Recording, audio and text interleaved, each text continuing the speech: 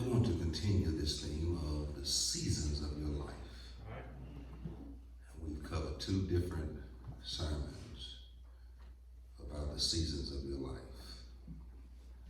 We talked about when God closes and opens doors in your life. Yeah. We demonstrated that in the book of Acts through the life of the Apostle Paul. And then we looked at the season of temptation and testing, when God takes you to the season where you are tempted and tested by the devil. Because it is not to be tempted or tested to give God any knowledge, but it is to give you knowledge and to give the devil knowledge. Because God knows you. Yeah. He knows what he puts in you is able to bear whatever the devil or people put on you. All right, yes. I could really just summarize it with this one statement: God knows what you're made of. Because he created you in his own image. We call it in theology the imago Dei. You're created in the image of God, and God invests in you power that equips you to go through life to handle whatever happens in your life. This is the third installment of these sermons on the series of your life. In the book of Ecclesiastes, there is a familiar passage of scripture that we read, that we hear, that we quote. And I really didn't understand this chapter in this book of poetry until I studied it for this sermon. You got to really look at this particular chapter and these verses in this poetic book. This is a poem that is written by Solomon. Many believe that he wrote the book of Proverbs early. Then he wrote the Song of Solomon. And then he wrote in the latter years of his life the book of Ecclesiastes. The book of Ecclesiastes is an evaluation of life. Solomon has lived a little life. He has had successes and failures. He has had some blunders and he's had some great achievements. Solomon even admits that there is nothing under the sun that he has not indulged in to try to find pleasure, meaning, and enjoyment. Solomon writes the book of Ecclesiastes to evaluate his life and his living, his pursuits and his ambitions. He even talks about his failures. And so he pens the book of Ecclesiastes, and he really talks about in this book the things that are important in life. He really minimizes the importance of success, but he values the importance of friendship. Because he concludes that it's better to have friends in life than to have success in life. He says that there's nothing stronger than a cord that has three different strands that are bind together. A man is stronger if he can find three friends and maintain that friendship over the years, over times and over trouble. There aren't but really two themes in the book of Ecclesiastes. And you think there are a lot of things Solomon is saying, but he really draws only two conclusions. There are really two themes that he really focuses on in this book. One is life, and the other is death. He talks about life, the difficulties of life, the pursuits of life, and how life can have its ups and downs. But then in the book of Ecclesiastes, Solomon draws this one conclusion: that death is in all of our future. That really the man who really understands life looks forward to death. That death is the only way out of all of these pressures and difficulties in life. I really don't have time to spend a lot of time explaining to you the book. But he comes to chapter 3. And in chapter 3, he says some very profound things. I studied this particular chapter because I wanted to give you an understanding of the seasons of your life. Right. I really don't have time to explain to you in detail, but in this particular Ecclesiastes chapter 3, there are some profound things you have to conclude once you read it in its context. You do know you can make whatever scripture in the Bible say whatever you want it to say. You can give a eisegesis of a text, but you really don't understand the exegesis until you understand the context. It is really to look with your peripheral vision. It is to look at it from all angles, from both sides. Look at this book from Solomon's experiences in his early life, in his middle-aged life, and now in the later times of his life. And then Solomon looks beyond death. He tries to find meaning, purpose in life. And so he sits down and he writes this poem. And in this poem, there are some profound things. When you consider what Solomon is really saying, he's not speaking from the perspective that he has any control of his life. He's really not speaking from the perspective that he has any plans for his life. He's really not speaking from the perspective that he has any purpose for his life. But Solomon is trying to explain to us something that is so profound that will blow your mind. And that is this, that God is in control. That God has the ultimate power. That God is the ultimate creator. God is the ultimate auditor of all things. That if you try to understand things without putting God in the equation, your life will seem meaningless, and it will look like you're wandering with nowhere to go. You will live with no meaning if you don't put God in the equation. I don't have time to read all of what's written in this particular text, but I do want to just look at just a couple of verses that are in here that I want to share with you. And starting in verse number 9, he concludes this particular subject of time and the seasons of your life. And he says this in verse 9, chapter 3. What profit has the worker from that which he labors? I have seen God-given tasks with which the Son of Men are occupied.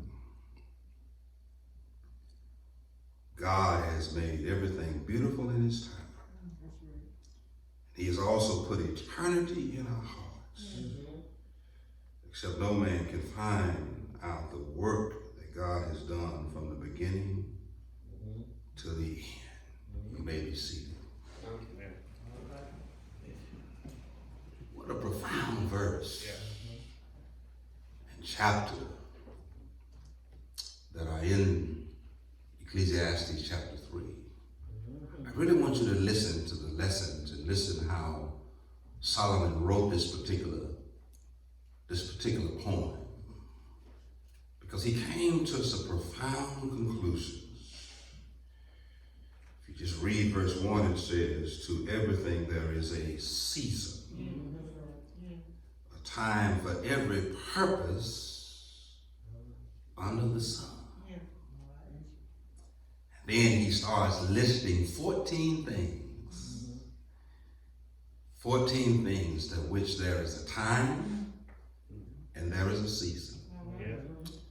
He deals with the first 7, and then he puts in the middle, or the first 6, and then he puts in the middle a profound statement to connect the 2 parts. But there are 14 times, there are 14 seasons, there are negatives and positives, there are positives and negatives, but there are 14 times, there are 14 seasons of your life. 14 times and 14 seasons. Now, if you read this the way we have been taught over the years, you would conclude that you have control over the times of your life and the seasons of your life. But that's not how to interpret this particular chapter. What Solomon is saying in this particular chapter is that God has control of the times and the seasons of your life. Solomon is not saying in this particular text that you control anything. You don't control when you're born. And you definitely don't control when you die. God controls both when you are born and God controls when you die. Solomon is teaching these 14 times and 14 seasons, and sometimes there are seasons of positivity, then there are seasons of negativity. Seasons of negativity turn into seasons of positivity. But Solomon is trying to communicate that God controls the times of your life and the seasons of your life. And he is just giving us these 14 times, these 14 seasons that you are in your life. And my brothers and sisters, I don't care who you are, how saved you are, how spiritual you are, how wise you are, how smart you are, everybody in here is going to go through these seasons and times in your life. It is inescapable that there are going to be seasons in your life where you're going to have to be controlled by the sovereignty, the providence, and the omnipotence of God. I don't care how much planning, how much preparation you put into your life, there are some things you just can't control. And Solomon is going to list about 14 things that you cannot control, that these things, these times of these seasons are under the sovereignty of God. Some of these things are scheduled by God. Some of these seasons are prescribed by God. Some of these seasons are God setting these dates. You're going to understand seasons and times.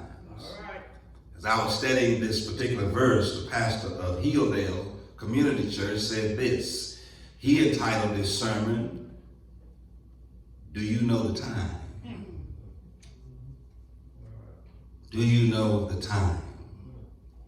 The time, the season that you're in your life, that you didn't plan for this time or this season. You weren't expecting this time or this season. You were really proactive. You had an agenda for your life, but God had a different agenda, and God has set the time and the seasons of your life. And this particular poem is to point out that there are seasons in your life, there are times in your life, and those times and seasons are on God's schedule. In spite of the schedule you have for your life, God can decide to interrupt your life at any time and reschedule the direction of your life, the purpose of your life, the plans of your life. God has the ultimate control.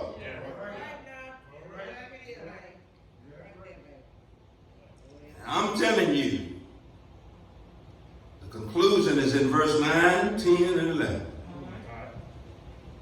He says some profound things. He says that God controls the times of our life and the seasons of our life. That's what verse 1 says. God controls when we are born. God controls when we die. Sometimes God decides to plant, then sometimes God decides to pluck up what was planted. Sometimes there's a season in your life to kill, and sometimes there's a time to heal. Then God decides there's a season in your life to break down. Then God decides there's a season in your life to build up. Then there is a season in your life and a time in your life to weep. Then God decides there's a time in your life for healing. There's a time in your life for laughter. God decides that there's a time in your life for mourning. Then God decides there's a time in your life for dancing. God decides in the middle of these 14 that there's a time to cast away stones. Then God decides there's a time in your life to gather stones. God decides there's a time in your life to embrace. And then God decides there's a time in your life to refrain from embracing. God decides in your life, Sister Steen, that there's a time in your life to gain. And then he decides in your life there's a time to lose. There's a time to keep and a time to throw away. A time to be silent and a time to speak. God decides there's a time in your life to love, and then there's a time to hate. And then God decides that there's a time for war. And then he decides that then there is a time for peace. Solomon concludes you don't have as much control as you think you have. Then he really says for the prophet, what profit does the worker have for all of his labor?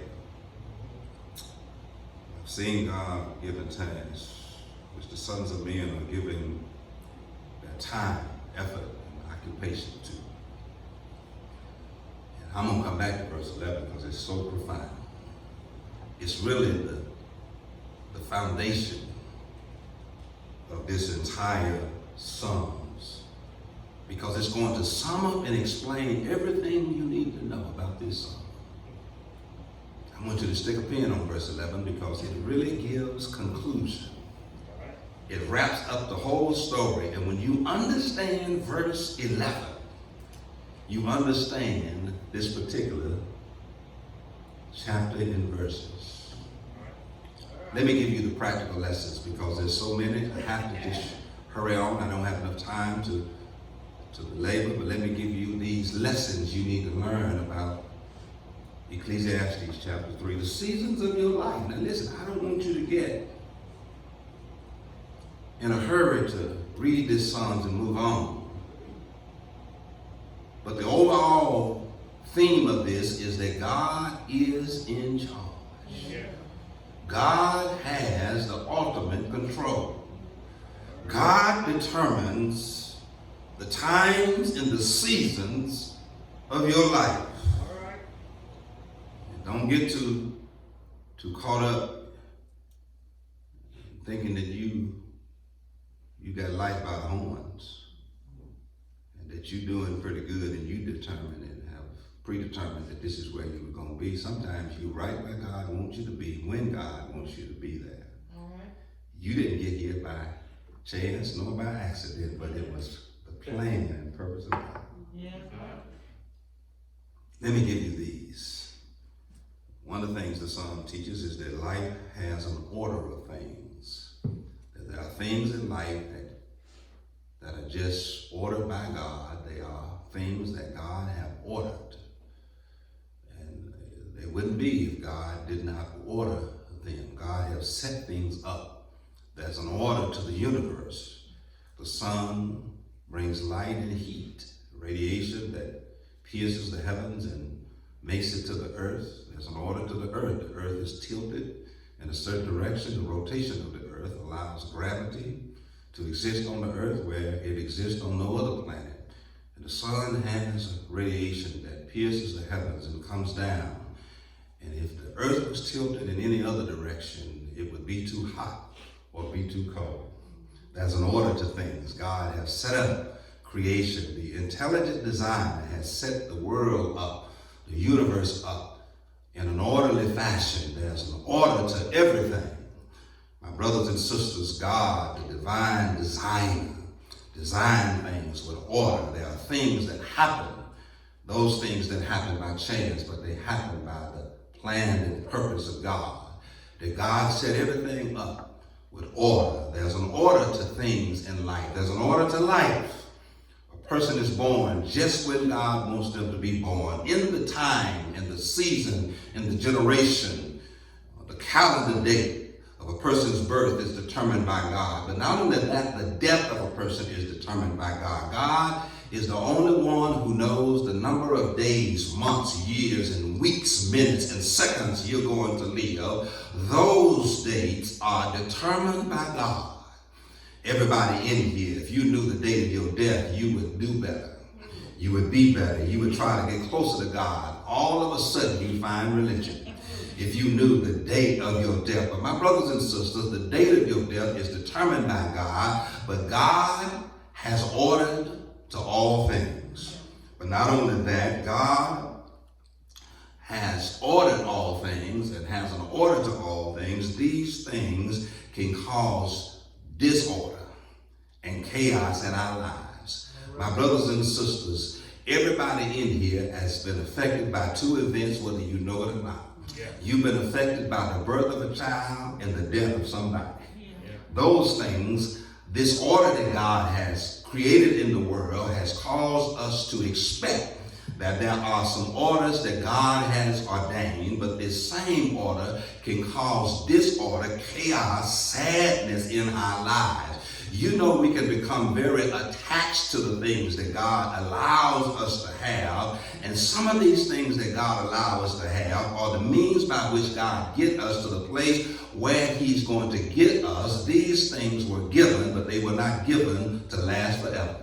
I'm going to bring it home to you. Your parents were given to you, but they weren't given to you for you to have them forever. Not anyway on this side of eternity. Your parents were the vehicle by which God birthed you into the world, but your parents were not given to you to be with you forever. There will come a time when there will be a separation, and it's not a voluntary separation. It is a separation that has been ordained by God, and God is getting you ready for that separation from the day of your birth. When you come to at least 12 years old, you understand the idea of separation. And sometimes, my brothers and sisters, we're surprised when people who birthed us into the world leave us behind in this world. But I'm telling you, don't be too surprised. There is a disorder created by the order that God has created all things. Let me explain this to you. The third thing is this: God has caused every moment of your life. He has caused it. And he has a cause for every moment in your life. God has caused and has a cause for every moment in your life. Don't accredit everything to chance and circumstance. Every event of your life is a cause, and is caused by God. That's one of the things that Solomon is trying to teach in this particular chapter, is that God has a cause for every moment in your life. God does not view your life in time, but from eternity. And every event of your life, God has a cause. God has a purpose. Don't look at these moments in our lives as accidents or these unformidable, unexpected, unusual circumstances. God has a purpose for every moment in your life. My brothers and sisters, he can take those moments in your life and he can work them for your good and for his glory, for the good of others and for the good of himself. Every moment in your life, God has a purpose. Every cause in your life, God has already pre-planned planned them. God knows every event that will happen in your life, and every event has a purpose. There is no such thing as a chance encounter. When it comes to if you view your life in the context of God is in control. Let me give you this next thing. There is an appropriate time, there is an appropriate event, and there's an appropriate season for everything in your life. And I know I sound like I just said the same thing twice, but let me give you this. There is an appropriate time. Can I give it to you like this? You got a schedule for how your life ought to go and when things ought to happen. But God got a schedule. I mean, you've already scheduled when you were going to retire, but God might decide to change that. You might have already had a schedule and a financial plan of where you were going to be when you got to a certain age, but God can change all of that. You can have a plan and a schedule and an itinerary and an agenda of how your children are going to grow up and what they're going to be and how they're going to turn out, but God can change that. You can already have a plan, an agenda of when this event is going to happen in your life, but God can change all of that. He has an appropriate time, he has an appropriate event, and he has appropriate seasons in your life that he's going to orchestrate from heaven. That God is going to literally inject his will, his sovereignty, his providence into your life, and God is going to direct your life, and at unexpected times when you think that everything is going well, you're right on schedule, God will disrupt your life. I never will forget Sonny Ballard. Pastored him in Phoebe, Mount Zion. Sonny had worked at BMW for years and talked about what he was going to do when he retired and how he had worked and what him and Debbie was going to do over the years when he retired, where they were going to go and all that they were going to do and how he was going to spend the money that he had made. But God had a different schedule. God had different plans, and listen, there are some things in life you cannot control. You might think that you have everything in control. You got the best plans, you got the best financial plans, you got the best outlook in life, and you can be in the best of health. But if God decides to change the plans of your life, has a different schedule for your life, God can disrupt everything. Never will forget visiting Sonny in the last days of his life on the 4th floor at North Mississippi Medical Center. And God changed the times, the event, and the season of his life. Don't you think you have reached a place where things are going just like you thought they were going? Because God can interrupt when he get ready. See, God ain't got to be particular. He can just do it any kind of way. Let me give you this next thing. It's all right here in chapter 3. Both good and bad will happen in your life. You say a time to live, and a time to be born, and a time to die. He gives these good times that happen, but then he also gives bad.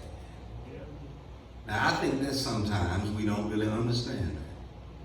Because we listen to the prosperity gospel, this hyper-faith gospel, and we think that only good is to come to us because we love the Lord and the Lord loves us.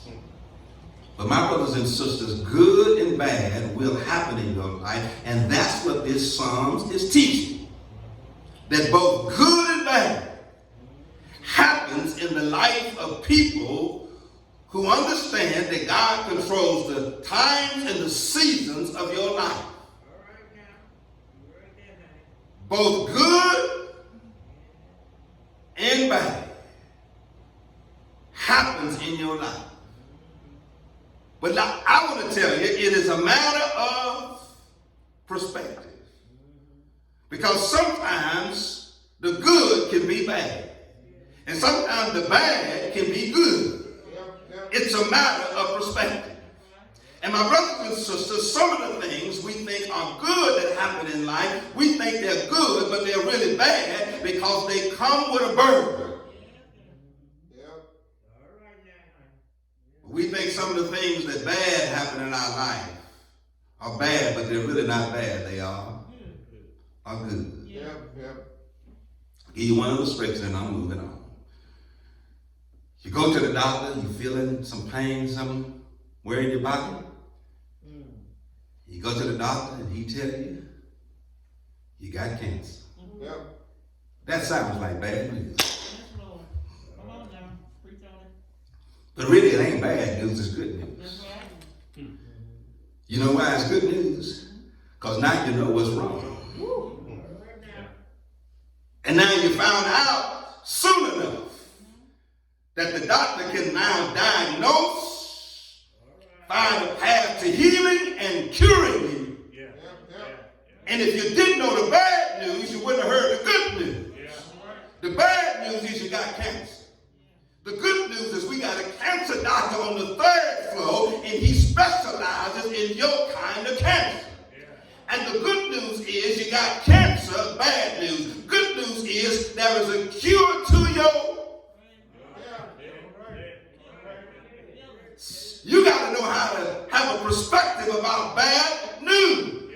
Sometimes bad news is the best news you could ever hear. Because behind the bad news there is.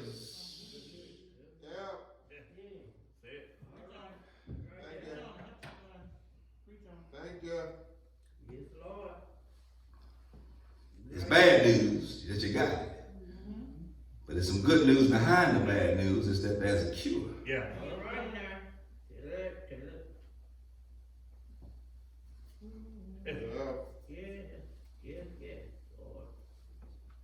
Let me give you this next thing. Only God knows when things will begin and end. I really wish I had time to explain this to you. There are times and seasons in your life that will begin. Only God knows when. But He also only knows when things will end. See, we love to quote that verse that says, weeping may endure for a night, but joy comes in the morning. But we don't know when it's going to begin. And we don't know when it's going to end. You don't know when somebody that you love going to die. And you don't know how long it's going to take for you to get over that loss. Grief has no date. Pain of loss of a loved one has no date that says, I'm over it, I'm ready to move on.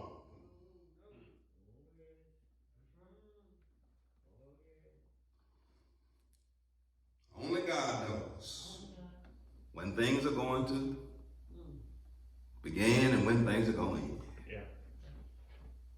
You better get this. Let me give you the practical lesson on this, Michael.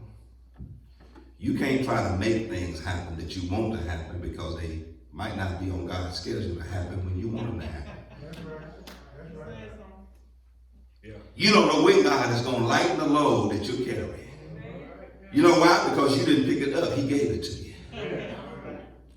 And see, the most theologically unsound quotation or the saying that is unbiblical is when you said he will put no more on you than you can bear. Though there is no theological and biblical truth to that. He will put more on you than you can bear, and you don't know when he'll put it on you, and you don't don't know when he'll take it off of you, because in giving it to you, he has purpose.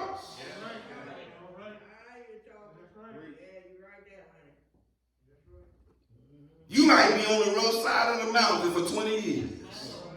And one day God decides to call you there. You might be in the valley of the shadow of death for 3 years, and all of a sudden God says, that's the way out. Into the light. You might hurt, pain, and grief. And just don't know when. It's going to hurt a little less. And one day you come into the presence of God, whether it's in your car, in your house, or at church, and God says, enough. I wish I had time to preach it here. But it will end. Everything that has a beginning has an end. We've been made to do it for a night, but joy. There will come a time when God will decide to turn.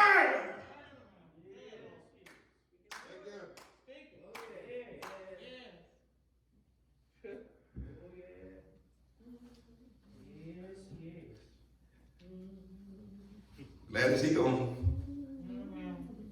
gonna decide enough is enough. He gonna determine that you cry your last tear.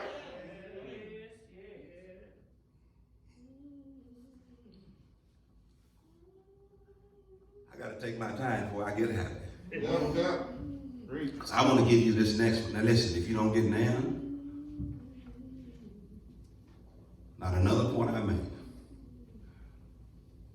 Beverly and Charlene get this point. Yep. Life is a puzzle that God designs, and only he knows where all the pieces fit. Doc, that's the head. When the Lord showed me this in the text, I couldn't wait to get here and tell you that life is a puzzle with many different pieces.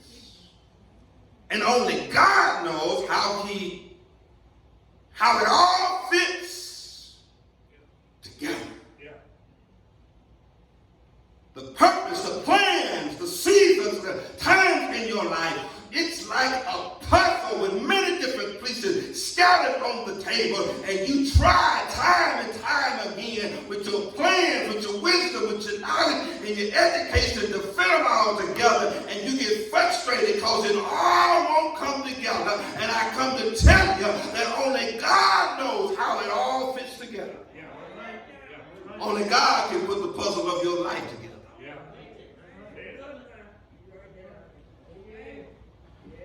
He designed the pieces. And he drew the image on the pieces. And there are times and seasons where he starts putting them pieces together.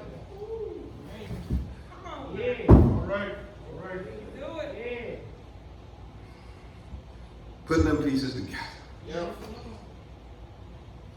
I got one biblical illustration. You familiar with it? The story of Joseph, Dora. In his father's house, Jacob. His father had put the pieces together by making him his favorite son and making him a coat of many colors. But there was a season where God came and just broke that puzzle back up into pieces. His father had a plan. Joseph thought that his father had him on the right path. But I want to tell you, my brothers and sisters, even though he said that there's going to come a time that you're going to bow and you're going to honor me, I'm going to be in a position of power. And you boys, the 11 brothers will come at my feet.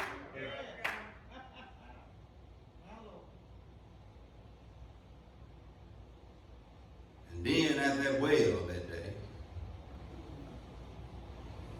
when he went down there to check on his brothers, God broke up that puzzle. And in that moment, God started piecing that puzzle back together.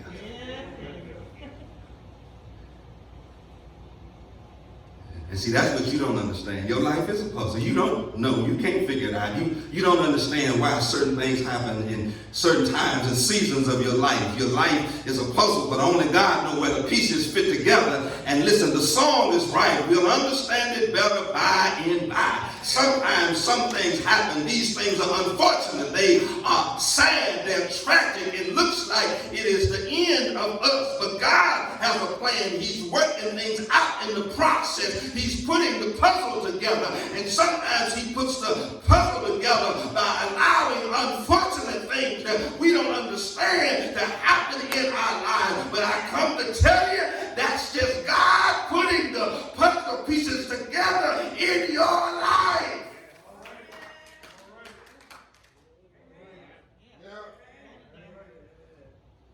Getting thrown into the well was a piece of the puzzle. Getting sold into slavery was a piece of the puzzle. Right. Getting bought by Potiphar was a piece of the puzzle. Yeah. And getting promoted in the house of Potiphar was a positive and uplifting piece of the puzzle. But he wasn't expecting Potiphar's wife to be a piece of the puzzle, and it almost set him back. Because it got him thrown into prison. That was a piece of the puzzle. And he didn't even know that God had already put the baker and the butler in prison. Before he ever got there, they were already there. And that was a piece of.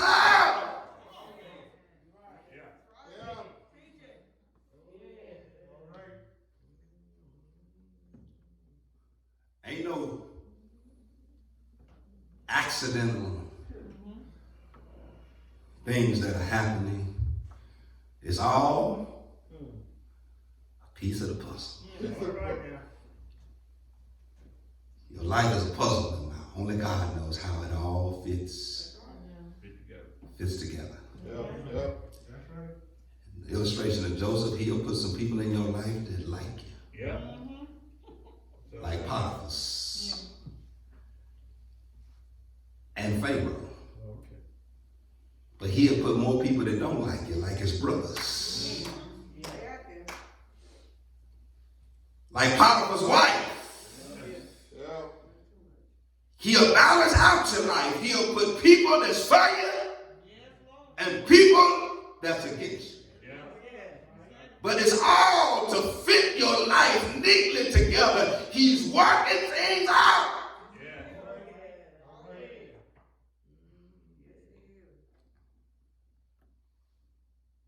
Some people he put in your life, you don't see how they bring much value. How this guy and this other guy who is in the same prison I am in, how can they bring any value to my life? Because God put them there. And by divine providence, he gonna get one of them out. And you ain't gonna go where God is trying to take you, but he gonna send somebody else there. And what they gonna go with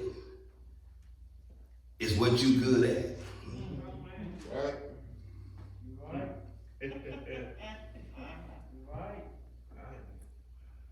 Life is a puzzle.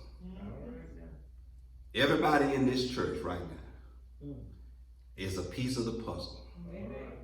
Good or bad. Not everybody in here has my best intentions, but not everybody in here have my worst intentions for me. But everybody, including everybody, is a piece of God's puzzle. He's put my life together. Since I know that now, I want to show you some appreciation and say thank you. Thank those who brought good and bad. Joy and pain. Thank you. Let me give you this next one because I got to get through all of these. Quit trying to figure out what you don't know. See, that's why you're frustrated. You know, most people try to live based on what they don't know instead of living with what they do know.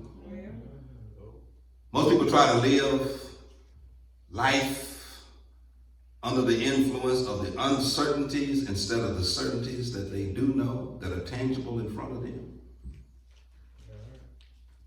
Some people try to tell you how they love a man they ain't even got, but can't love the man they do have. Some people will tell you what they'll do with the money they don't have, but ain't doing nothing with the money they do have.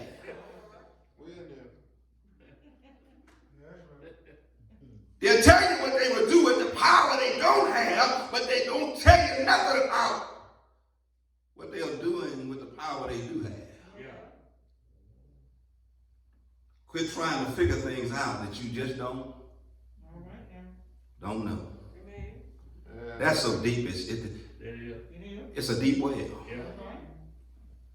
Because some stuff you just don't know. You don't know what you would do with what you don't have. Because whatever you don't have and whatever you don't know, when you do have it and do know it, it'll change you. You said, no, I'd be the same. No, you wouldn't. No way. Let me give you this one. Life without God is meaningless. If life is a puzzle and God only knows how the pieces fit together, to try to live life without God, you'll find no meaning, you'll find no purpose, you'll have no joy. You'll just be wandering in the dark, frustrated, mad. Life without God is meaningless. Now let me give you these 2 points and I've got to go to my seat. The verse 11. I told you this is how it all fits together. I want you to read this verse in the context of what we just discussed. Mainly that God knows where all the pieces fit because life is a puzzle. And I want you to look at what verse 11 says. He has made everything beautiful in its time.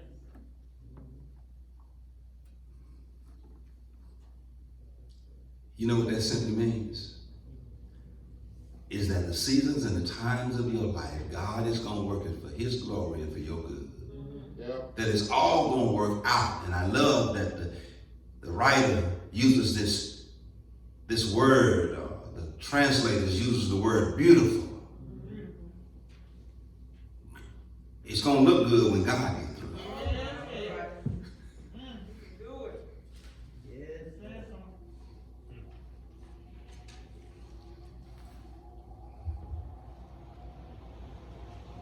Michael Jefferson, I know you don't mind me using you.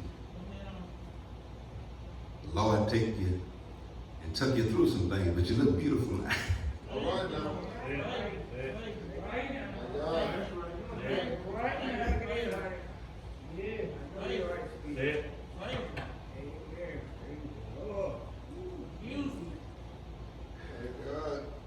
It didn't look good when you were going through it. But God.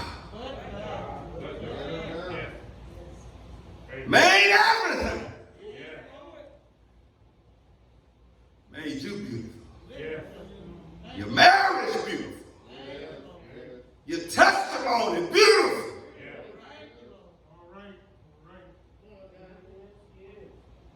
The devil meant it for evil, but God meant it.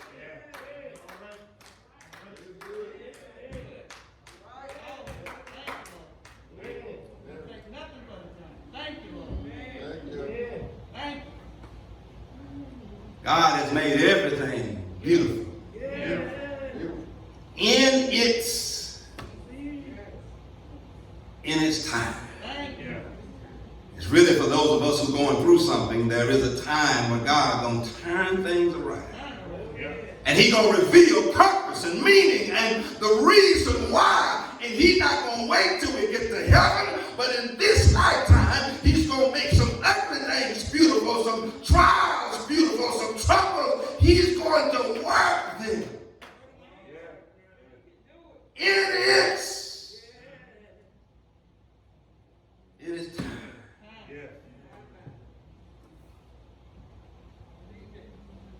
God has made everything beautiful in its.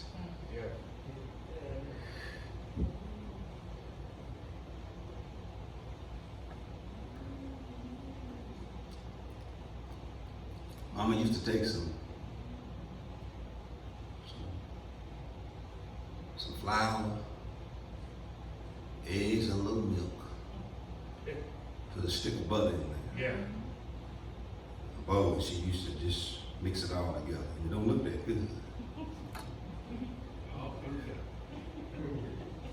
In that bowl. Especially when she put all that stuff together. Now the milk looked good by itself. The eggs look good by itself. The flour look good by itself. The butter look good by itself. But when she puts it all in the same bowl and start mixing all that stuff together, it don't look good. But it becomes beautiful.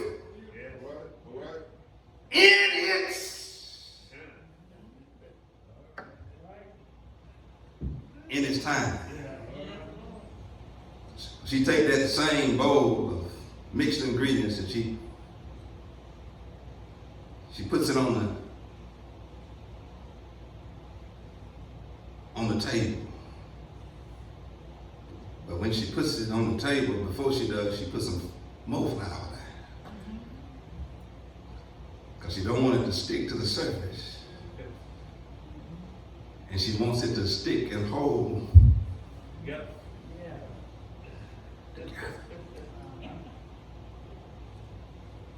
And once she makes sure it's held together, the molecules bond together, different stuff. She starts beating it to make it flat. And she beat it to make it flat because she got a design in mind. Right.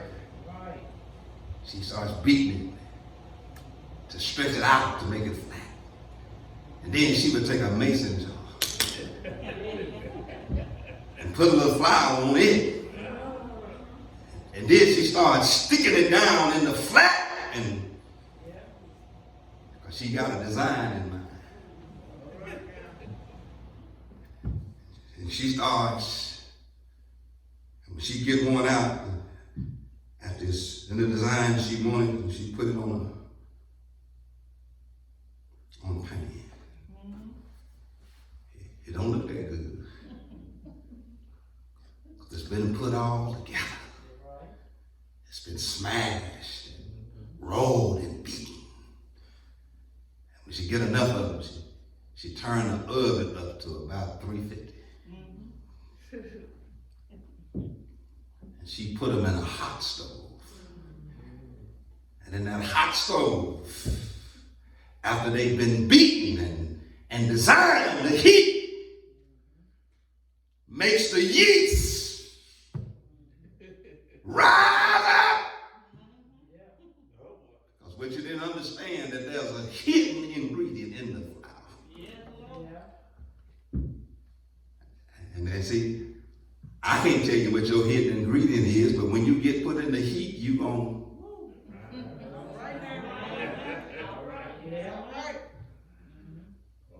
See that? That's why you're still standing, and that's why you're still here. Because when you were put in the heat, that heat ingredient made you rise up. Mama, 90, she go check on him and look at him. And she's waiting for two things: for him to rise up and for him to brown. And see, you done rose up, but yet you ain't browned up enough.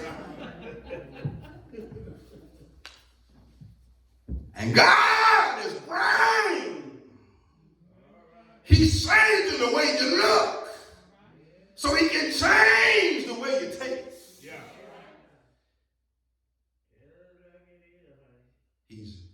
He's browning you up so you can stay together.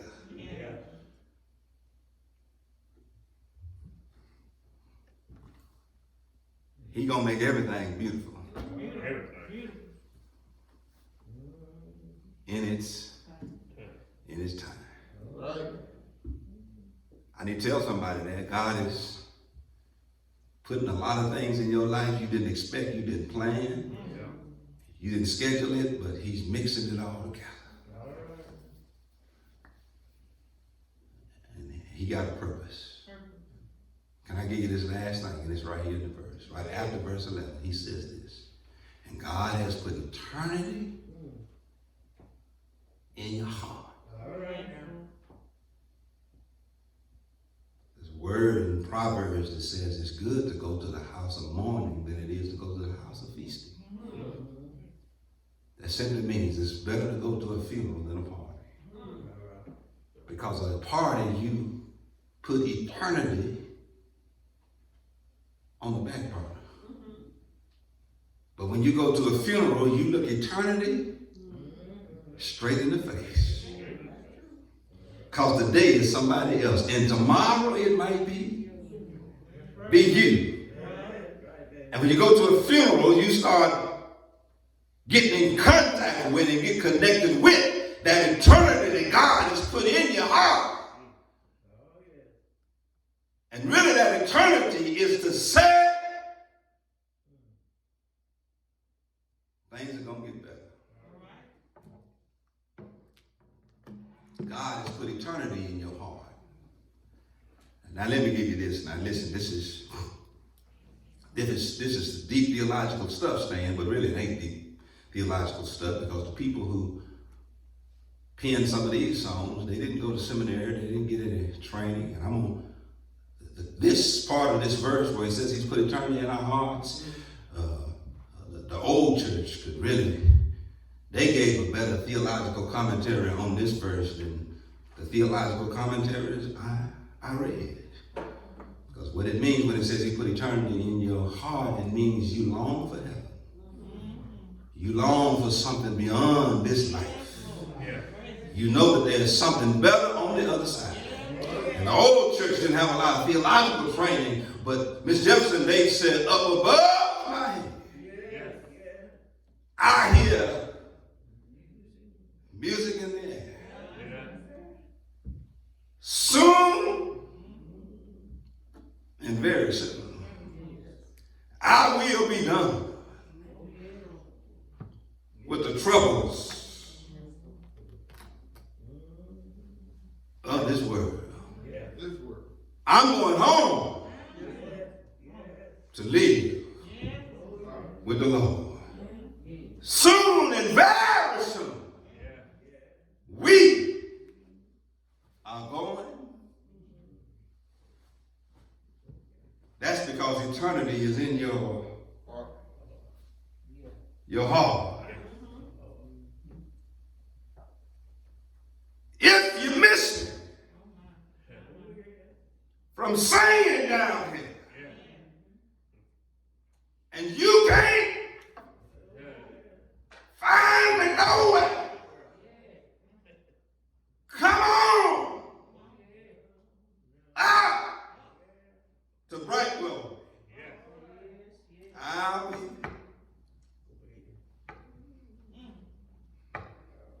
Jordan River. I'm bound on the cross. I've got one more.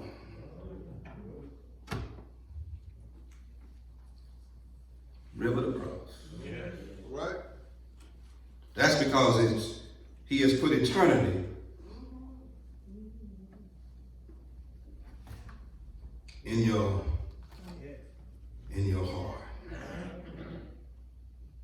We long for something better. We want something better. Because you go to a funeral and you look at that casket and you look in it, it's somebody you love. But you're going to be in there one day. Yep. I know you think your wisdom, your education, your money, your good health is going to exempt you. Death might be delayed, but it's not going to be denied. As we celebrate the death of others, we're going to celebrate your death. As we commemorate your homegoing, one of these days, God's going to call us.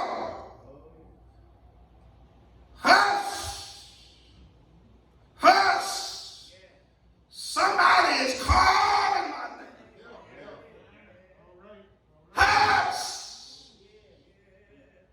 Somebody is calling.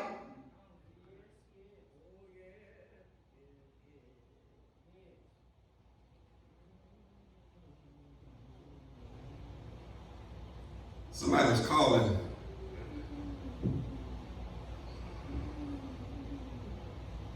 Calling my name. Song I wanted to sing it, but I'm not going to sing it. I'm just going to give you the words to it. And I heard it. I just want to just give you the words of it. And some of y'all are in this situation. Yep. I know it's been so hard. And you don't know what it all means. But don't ever let go. See, there is a reason you're still standing after all you've been through. Don't let go. Don't let go. Don't let go. Oh, my brother and my sister, don't let go. You're getting tired. And it's been like it's been going on for years. Don't let go. There's nothing wrong with crying. There's no denying. Let out all of your tears. Don't let go. Don't let go. Don't you ever let go. Oh! Don't let go. Hold to his hands. To God's unchanging hands. He said, hold on to his hand. To God's unchanging hands. Build your hopes on things that are eternal. Hold to God's unchanging hands. Every head bowed and every eye closed. I'm telling you, my brothers and sisters, don't let